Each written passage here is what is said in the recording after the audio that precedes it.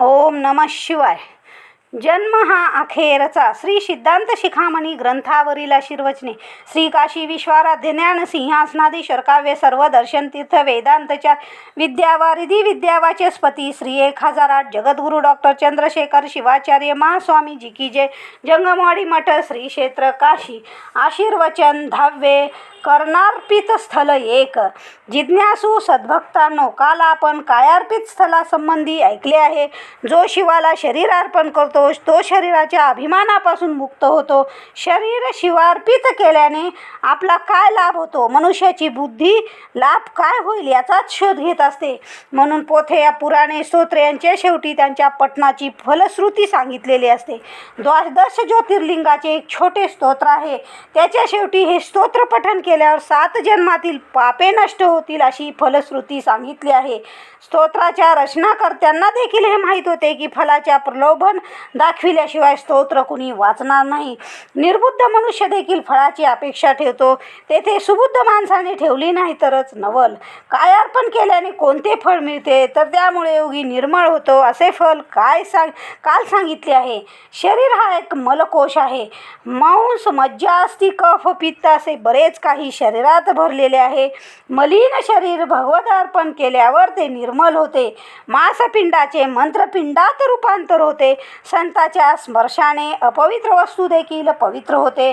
भगवंताला बाह्य वस्तू कितीही अर्पण केल्या परंतु जर स्वतःला अर्पण केले नाही तर काही उपयोग नाही. बेल, फूल, पेढा, केळी याबरोबरच आपले शरीर देखील अर्पण केले पाहिजे. मग शरीर प्रसाद काय होते? त्यामुळे शरीराभिमान शिल्लक राहत नाही. शरीर प्रसाद काय झाल्यावर मन प्रसन्नतेने भरून जाते.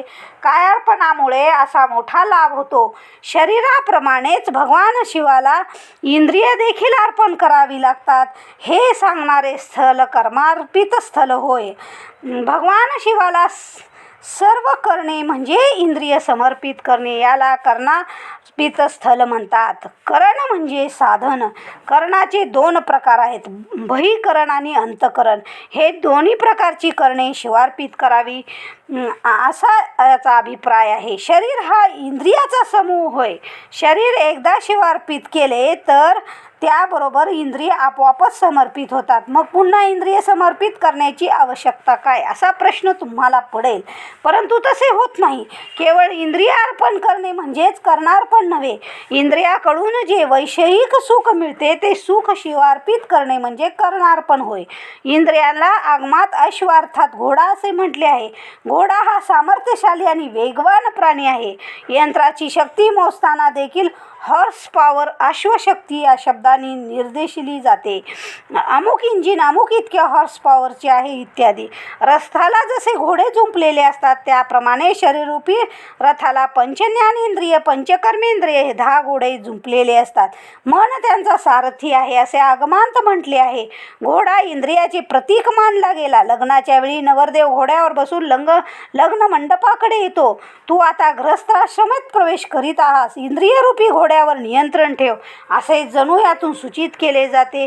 म्हणून म्हटले आहे, जो इंद्रियाचा निरोध करतो अशा योग्यांची इंद्रिय रथाला जोडलेली उत्तम घोड्याप्रमाणे त्याच्या ताब्यात राहतात. कधी कधी भल्या भल्या माणसांना इंद्रिय चकवतात, फशी पडतात. ज्ञानी पुरुषांचाही त्याच्या वेळे अधपात होतो. जगन्नाथ पंडित नावाचे एक संस्कृत विद्वान दिल्ली नरेशाच्या पदरी होते.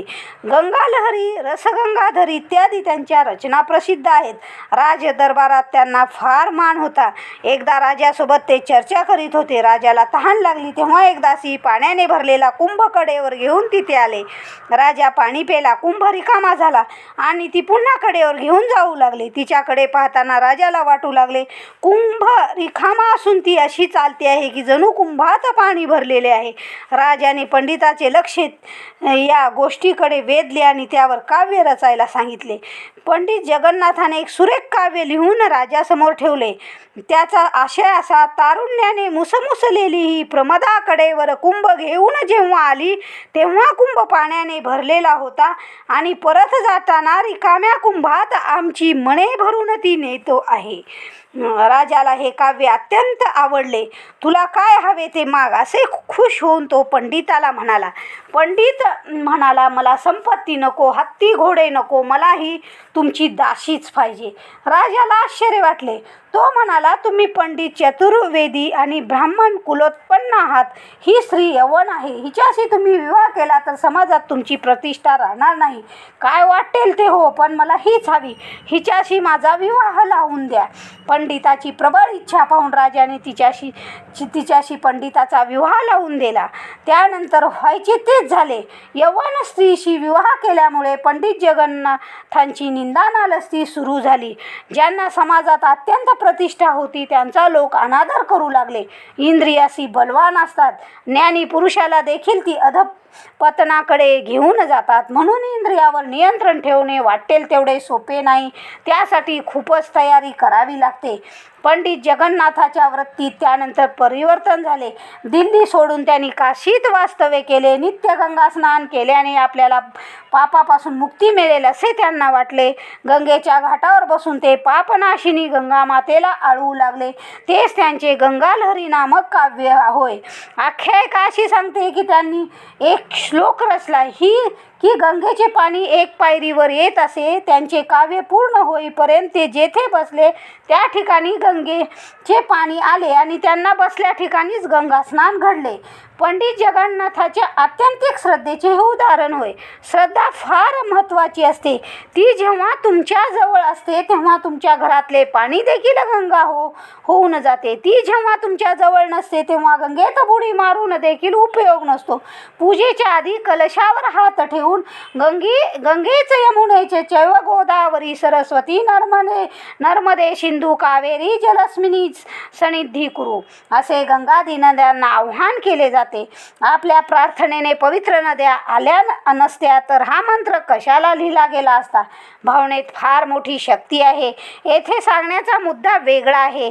इंद्रिय ज्ञानी लोकांना देखील चकवतात आणि फशी पाडतात. म्हणून इंद्रियाचे लगाम घट्ट धरून ठेवावे लागते. अर्जुनाने श्रीकृष्णाच्या हाती आपल्या घोड्याचे लगाम दिले होते. याचा अर्थ त्याने आपली इंद्रिय भगवान श्रीकृष्णाला अर्पण केली होते. जो समर्पित होतो त्याचा अभिमान ईश्वर घेतो. जेव्हा एकजण स्वतःला दुसऱ्याला समर्पित करतो तेव्हा त्याची सर्व जबाबदारी दुसऱ्याला पत्करावी लागते. विवाह मंडपात आपण आपल्या कन्येचा हात वराच्या हाती देऊन हेच सांगत असतो की आता ही तुला समर्पित केली आहे, हिची सर्व जबाबदारी तुझ्यावर आहे. सर्वाच्या साक्षीने आपण हे करीत असतो. लग्न समारंभात निमंत्रण देऊन लोकांना बोलवतात. ते साक्षीदार म्हणून मी हिचे पाणी ग्रहण केले नाही असे जर वराने नंतर म्हटले तर साक्षीदार म्हणून सर्व लोकांना बोलवता येते. याशिवाय आणखी एका देवतेची साक्षी असते. काही समाजात अग्नीच्या साक्षीने विवाह केला जातो. वीरशैव समाजात पंचकलशाच्या साक्षीने विवाह समारंभ साजरा होतो. पंचकलश ही पंचाचार्याची प्रतीके असतात. पंचाचार्य हे पंचमहाभूतांचे अधिपती मानले जातात. पंचमहाभूतापैकी अग्नी हे भूत महाभूत आहे, परंतु पंचाचार्य हे पंचमहाभूतांचे अधिपती आहेत. त्यांच्या साक्षीने वीरशैवांचा विवाह संपन्न होतो. त्यावेळी वधूवरांनी प्रतिज्ञा करायची असते. धर्मेच अर्थेच कामेच नित्यचारित्यव्यम. धर्म अर्थ आणि काम या तिन्ही पुरुषार्थाच्या आम्ही मर्यादेने पालन करू असा या प्रतिज्ञेचा अर्थ आहे. पत्नी आपल्या पतीला जसे पूर्ण समर्पण करते त्याप्रमाणे जीवात्मा देखील शिवाला जेव्हा पूर्ण समर्पण करतो तेव्हा त्याचा सर्व भार भगवान शिवाला उचलावाच लागतो. वीरशैव सिद्धांतात जीवात्मा हा सती असतो आणि शिव हा पती असतो. षटस्थलातील शरणस्थलात जेव्हा साधक पोचतो तेव्हा त्याला स्वतःला सती मानावे लागते. मग प्रत्यक्षात तो स्त्री असो की पुरुष. दीक्षा संस्कार म्हणजे जीवाचे शिवाशी लागलेले लग्नच होय. मन्मथ स्वामींनी म्हटले आहे, लिंगांगाशी लग्न गुरुनाथ लाविले तेथे ध्याता भले कनिष्ठ. मन्मथ शिवलिंग आणि अंग करून अभंग ऐक्य झाला. अशा प्रकारे अंगलिंगाशी लग्न करून समरस होते. जीव जेव्हा शिवाला पूर्ण समर्पित होतो तेव्हा त्याचा भार शिवाला व्हावा लागतो. इंद्रिय बलवान असल्यामुळे ते ज्ञानाच्याही अधपात घडवतात. म्हणून हे परमेश्वरा, माझ्या सर्वेंद्रियावर तूच नियंत्रण ठेव अशी प्रार्थना करून शिवाला शरण जावे लागते. त्यानंतर इंद्रियाकडून जे सुख मिळते ते सारे शिवाचे आहे असे समजून ते त्याला अर्पण करावे लागते. याला कर्णार्पण असे म्हणतात. सर्व इंद्रिय शिवार्पण करायची असतील तर एक गोष्ट करावी, मन शिवार्पित करावे. मन हे इंद्रियाचा अध्यक्ष आहे. युद्धात शत्रू सेनेच्या सर्व सैनिकांना पकडण्यापेक्षा त्याच्या सेनापतीला पकडणे अधिक महत्त्वाचे असते. सेनापतीला पकडले की सैन्याचा आदेश देणारा कोणी राहत नाही. सेनेमध्ये शिस्त असते. सैनिकांनी फक्त सेनापतीचे आदेश पाळायचे असतात. Order is order. एका सेनापतीला कैद केले तर बाकी सारे सैनिक हातातले शस्त्रे टाकून शरण येतात. त्याप्रमाणे एक मन शिवार्पित केले तर त्याच्या अधीन असलेली सर्व इंद्रिये सहज शिवार्पित होतात. अंतःकरण मन बुद्धी चित्त अहंकार यांनी मिळून बनलेले असते. अंतःकरण हे एखाद्या मदोन्मत्त हत्तीसारखे असते. मदोन्मत्त हत्तीला एका मजबूत खांबाला जखडून ठेवण्यात येते. त्याप्रमाणे अहंकार मदाने उन्मत्त झालेल्या अंतःकरणाला शिवरूपी खांबाला बांधून टाकावे लागते. शिवासारखा अचल स्थिर दुसरे काही नाही. सर्व प्रपंच हा अस्थिर आहे. प्रपंचातील कोणत्याही वस्तूशी मन जोडले तर ती वस्तू मनाला फरफटत दूर घेऊन जाईल. परंतु जर ते भगवान शिवाशी जोडले तर ते शिवासारखेच स्थिर होईल. मदोन्मत्त हत्ती हा बळकट खांबाला उखडू शकत नाही. त्याप्रमाणे मनाने कितीही प्रयत्न केला तरी त्याला शिवाला सोडून जाता येत नाही. यासाठीच शिवाजवळ जायला मन तयार नसते. तेथे एकदा गेलो की आपली सुटका नाही हे त्याला माहीत असते. लहान मूल आपल्याला चुकवत इकडे तिकडे धावत असते. त्याला आपल्या हाती सापडायचे नसते. तसे मन भगवंतापासून दूर पळत असते. तुमचे शरीर मंदिरात असते परंतु मन घाबरून बाहेर पळून जाते. भगवंताने एकदा पकडले तर सुटका नाही हे त्याला माहीत असते. आपण स्थिर झालो तर प्रपंचातील रसस्वादाला मुक्तो हे त्याला माहीत आहे. परंतु तरीही मनाला पकडून स्थिर करता येते. लहान मुलाला पकडायला धावताना जर आपला वेग कमी पडला तर तो जो आपल्यापेक्षा गतिमान आहे त्याला मुलाला धरून आण असे आपण सांगतो. तसे मन जेव्हा अस्ताव्यस्त धावत असते तेव्हा प्राणाला सांगून त्याच्या करवी आपण मनाला जेरबंद करू शकतो. योगशास्त्रात प्राणाच्या साह्याने मनावर अशा प्रकारे नियंत्रण ठेवले जाते. जो इंद्रियासहित मन शिवाला अर्पण करतो तो धैर्यशील असतो. त्याला सर्व सिद्धी प्राप्त होतात. सत्संगात सर्वजण येतात. योगाभ्यास अनेक जण करतात. परंतु जो अत्यंत धैर्यशील असतो त्यालाच आत्मज्ञानाची प्राप्ती होते. सर्व इंद्रियात मन हे प्रधान आहे. ते जेव्हा शिवात विलीन होते तेव्हा त्याच्या अधीन असलेल्या इंद्रियांना शिवार्पित करण्यासाठी वेगळे प्रयत्न करावे लागत नाही. इंद्रिये सहजच शिवार्पित होतात. एका दोऱ्यात फुले ओवून फुलमाला तयार केली जाते. तो दोरा तुम्ही मूर्तीच्या गळ्यात घातला तर त्याबरोबर सर्व फुले गळ्यात घातली जातात. त्याप्रमाणे मन शिवार्पित केले तर इंद्रिय शिवार्पित होतात. इंद्रियांना वश करून ताब्यात ठेवणे याला निवृत्ती म्हणतात. एक प्रवृत्ती असते तर दुसरी निवृत्ती असते. संसारात चालत राहणे ही प्रवृत्ती होय. तेथे परत येण्याचे नाव नसते. निवृत्ती म्हणजे जिथून प्रवास सुरू केला तेथे परत येणे. जीवात्म्याची यात्रा मोठी दीर्घ आहे. या यात्रेतला केव्हा आरंभ केला याची आठवणही त्याला राहत नाही. यात्रेत कोठे सुख असते ती केवळ दगदग. मात्र घरी आल्यानंतरच सुख मिळते. जीवात्म्याचे घर कोणते, त्याचे मूळ स्थान कोणते? यदगत्वान निर्वत्ने तदधाम परम मम. जेथे गेल्यावर जीव पुन्हा संसारात येत नाही ते त्याचे मूल स्थान होय. जन्मजन्मांतरात भटकत राहणे हा जीवाचा प्रवास आहे, यात्रा आहे. त्याने एखाद्या जन्मात बांधलेले घर हे काही त्याचे मूलस्थान नव्हे. जीवाने त्याच्या मूलस्थानाचा शोध घ्यायला हवा. तू कोण, कोठून आलास या प्रश्नाची खरी उत्तरे आपल्याजवळ नसतात. आपण आपले नाव आणि घरचा पत्ता सांगतो. एकदा आपण निघालो ते पुढे पुढेच जात आहोत. आपले मूळ स्वरूप आणि मूलस्थान विसरून गेलो आहोत. प्रत्येक जीवाचे मूलस्थान अमृतरूप परमात्मा हेच होय. सर्व जीव अमृताचे पुत्र होत, शिवाचेच अंश होत. शिव आणि जीव दोघेही सनातन आहेत. सनातन म्हणजे सर्व काळात ज्याचे अस्तित्व असते ते. परंतु आपल्याला मात्र वाटते की आपला जन्म अमक्या तारखेला झालाय.